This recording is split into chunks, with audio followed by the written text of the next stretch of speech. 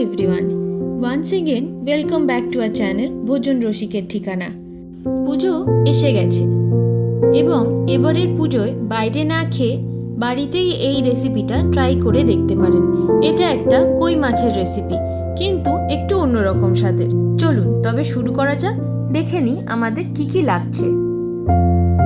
কই মাছ নিয়েছি, এখানে 6টা পিস নিয়েছি। কই মাছটাকে আমরা নুন, হলুদ আর একটু লঙ্কার গুঁড়ো দিয়ে ম্যারিনেট করে নিয়েছি 5 মিনিটের জন্য।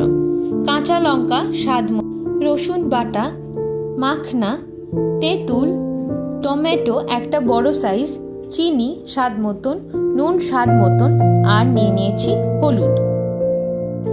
প্রথমে শুকনো কড়াইতে আমরা মাখনাটাকে ভালোভাবে ভেজে নেব এবং এটাকে আমরা মিক্সিতে পেস্ট করে নেব সামান্য একটু জল দিয়ে।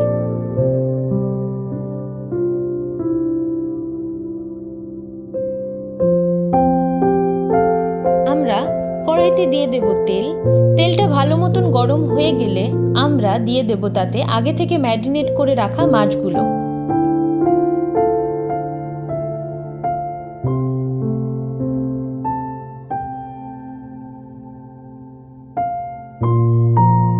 মাছগুলো ভাজা হয়ে গেলে আমরা সেটাকে সাইডে তুলে রাখবো এবং ওই তেলের মধ্যে এবার আমরা এক এক করে দিয়ে দেব প্রথমে রসুন বাটা, নুন এবং মশলাটা যাতে পুড়ে না যায় তার জন্য দিয়ে দেব সামান্য একটু জল।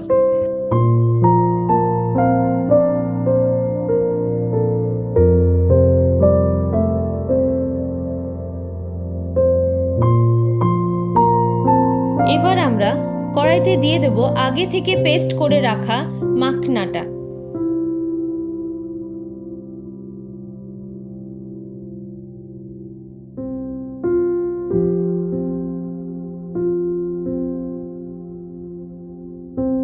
মশলাগুলো আমরা একটু হাই ফ্লেমে নাড়াচাড়া করতে থাকবো। এবার আমরা এটাকে কিছুক্ষণ নাড়তে থাকবো এবং যখন দেখব সামান্য একটু তেল ছাড়ছে তার মধ্যে আমরা জলের মধ্যে গোলা তেঁতুলটা অ্যাড করে দেব। মশলাগুলো ভালোভাবে একে অপরের সাথে মিশিয়ে নেওয়ার পরে আমরা এর মধ্যে দিয়ে দেব এক এক করে ভাজা মাছগুলো দেওয়ার পরে ভালোভাবে নাড়াচাড়া করে দেব এবং এর মধ্যে আমরা কাঁচা লঙ্কা মাঝখান থেকে চিড়ে অ্যাড করে দেব এবং ঢাকা দিয়ে দেব। 10 মিনিট লো ফ্লেমে ঢাকা দেওয়ার পরে ঢাকাটা আমরা তুলে নেব। ঢাকা তুলে দিয়ে যখন দেখব ঝোলটা ভালো মতো মাছের মধ্যে ঢুকে গেছে, আমরা এবার অ্যাড করে দেব স্বাদ মতো নুন এবং ওপর দিয়ে ছড়িয়ে দেব কাঁচা ধনেপাতা কুচি।